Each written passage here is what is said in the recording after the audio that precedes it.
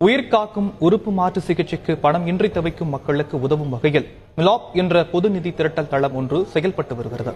இதை அனைத்து தரப்பினரும் பயன்படுத்திக் கொள்ள வேண்டும் என மருத்துவர்கள் அறிவுறுத்துகின்றனர்.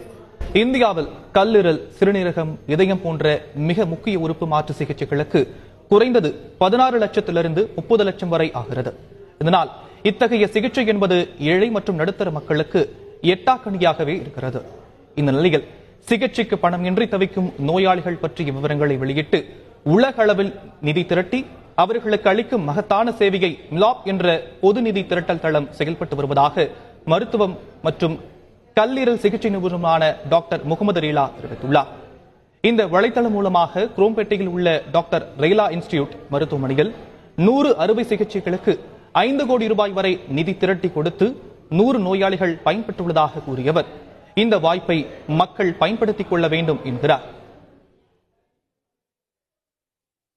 Cancer operations, major trauma, phone மேரோ transplant, இந்த லிவர் டிரான்ஸ்பிளான்ட், இதெல்லாம் ஹை அண்ட் ட்ரீட்மெண்ட் 10 லட்சத்துலேருந்து 20 லட்சம் வர்ற வரைக்கும் இந்த மாதிரி ட்ரீட்மெண்ட் இருக்கிறவங்களுக்கு இப்போ ஒரு வாய்ப்பு இருக்குது. கவர்மெண்ட் ஸ்கீம் மட்டும் இல்லாமல் இந்த மிலாப்னு ஒரு இது இருக்குது, வெப்சைட் இருக்குது.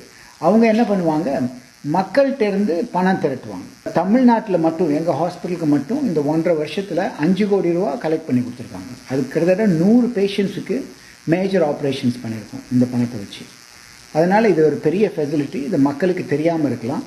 அதனால் இந்த காலத்தில் ஒருத்தங்க ஹாஸ்பிட்டலுக்கு போய் எனக்கு ட்ரீட்மெண்ட்டுக்கு காசு இல்லை அப்படின்னு அவதிப்பட வேண்டிய அவசியம் இனிமேல் அதிகம் கிடையாது.